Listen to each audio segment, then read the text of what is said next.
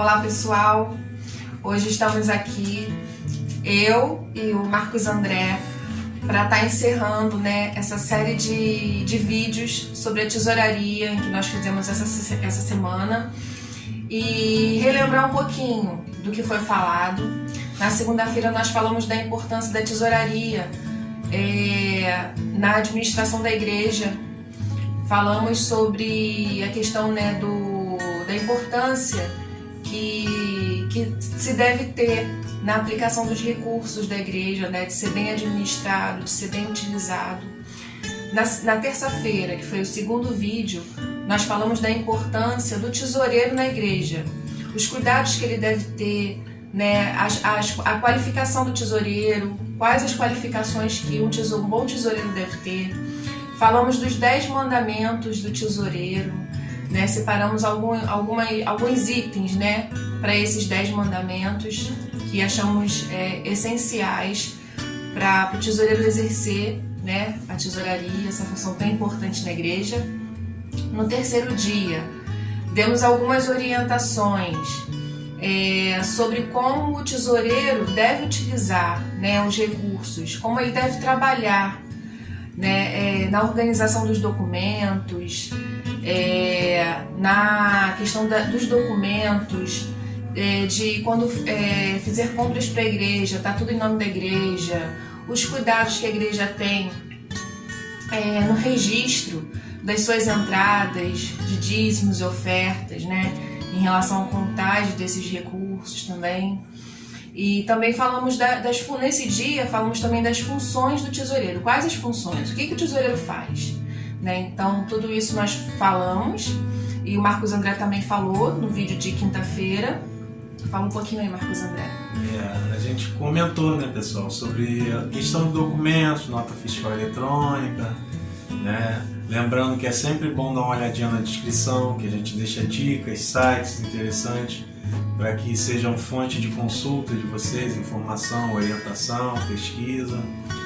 Falamos da nota fiscal eletrônica, a questão quando a gente compra, que vem com aquela mensagem, está em contingência, Cuidado tem que ter quando a empresa, o fornecedor não quer entregar a nota, o documento fiscal, Na verdade, Fernando, eles demoram, a gente vai mandar por e-mail e muitas das vezes não mandam coisa nenhuma.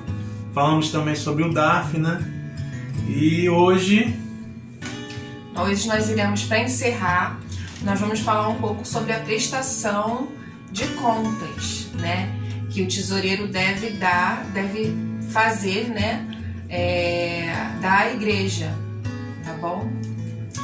É importante, pessoal, a conclusão do trabalho da tesouraria, da administração da igreja, da finança, todo mundo que está envolvido, prestar conta do que aconteceu, de como que foi essa movimentação. Tem várias formas de a gente apresentar um relatório. Por mais simples que seja seu relatório, é importante que tenha esse relatório, que dê satisfação aos membros do que aconteceu com os recursos, qual foi a destinação. É muito importante, para que a igreja possa crescer, para que haja transparência, haja confiança na liderança e a liderança nos seus membros, para que haja a questão até mesmo de comunhão, para que a igreja possa se desenvolver, Fernanda? Isso, lembrando que o crescimento, a prosperidade da igreja depende muito da liderança, da liderança ter uma boa uma boa administradora, dos recursos, dos gastos. Então, a liderança é fundamental para o desenvolvimento, para o crescimento da igreja, E conforme o Marcos André falou, a transparência, o que está sendo feito, como que os recursos estão sendo usados para o trabalho da igreja, para as atividades, isso também é fundamental. Isso dá uma credibilidade aos membros, Os membros passam a ver que os dízimos, as ofertas estão sendo bem utilizados, bem empregados para o crescimento do reino. E com isso a gente com essa credibilidade e confiança, né, a gente sabe que a gente está sob a bênção de Deus. Né? Nós sabemos, por orientação, né, somos ovelhas, de que precisamos realmente entregar todos os recursos, né, na casa do tesouro, mas a casa do tesouro ela precisa também, quem administra, né, aí humanamente falando, né, deve prestar conta sim. Eu gostaria de deixar essa mensagem para os líderes, ministros, pastores, para que possam andar junto com a sua membresia e os membros também. Outra coisa que eu gostaria de deixar é parabenizar ao trabalho do tesoureiro. Né? São irmãos que muitas das vezes são voluntários, né? Na maioria das vezes. Algumas igrejas, né, até existem funcionários contratados para fazer toda a administração, não só da parte financeira, mas questão de secretaria, patrimônio, né?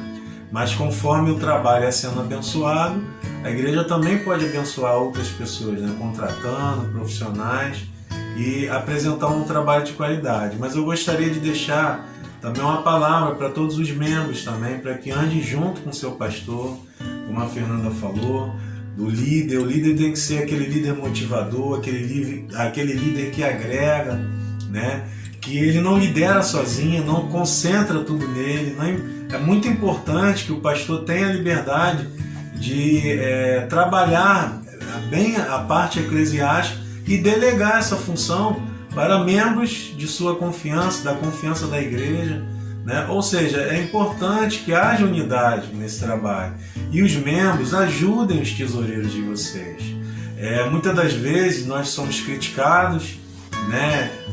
Não precisa disso, não precisa daquilo, mas na verdade, pessoal, a gente tenta fazer aquilo que é melhor para louvar a Deus através dessa atividade também, que é importante, né? E uma coisa que a gente precisa observar é que hoje no nosso país, no Brasil, já de algum tempo, a gente vê as pessoas se interessando pela política, se interessando pela economia em todas as áreas.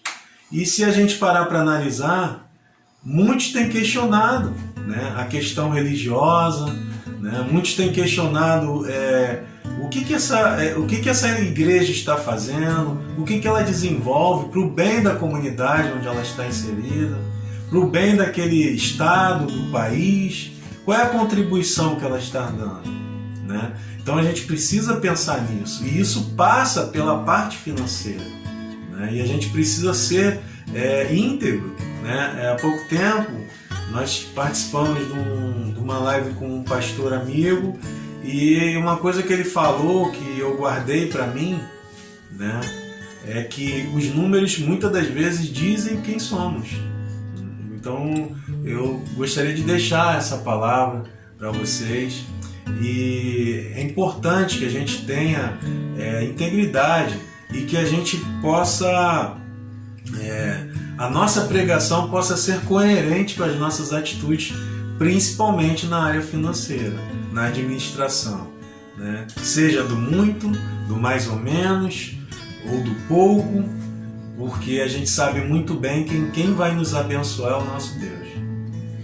E eu gostaria de deixar também, falar pro tesoureiro, já que a gente está falando de da utilização dos recursos, né, da prestação de contas, uma orientação, porque nós temos visto muito acontecer, e isso não é bom, né? Que são atraso das contas, né? Muitas das vezes falta de organização das contas que tem para pagar.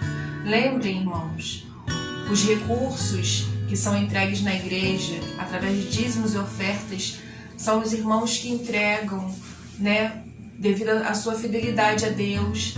Então não atrase os pagamentos de contas da igreja. São os dízimos, as ofertas dos irmãos que estão sendo entregues aqui, e muitas das vezes com muito sacrifício. Então os gastos com multa e juros têm sido enormes, nós temos visto muito, e isso é muito preocupante. Então a gente vê falta de organização, falta de cuidado, de zelo pelo dinheiro que é aplicado para a obra do Senhor, tá bom? A semeadura é livre, mas a colheita é obrigatória. Sempre há um momento de se arcar com as responsabilidades em relação aos próprios atos com os quais você pretende arcar, né? Então é muito importante. A gente quer encerrar hoje, né, esse momento que a gente passou e dizer para vocês que podem contar conosco. Nós sempre colocamos, né, juntos podemos mais.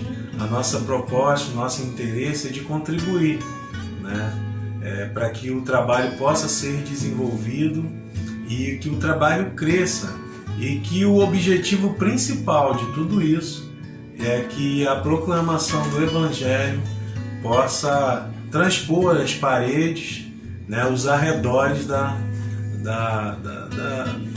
igreja, né, ali do espaço físico, né, e que o nome de Deus possa ser glorificado com tudo isso.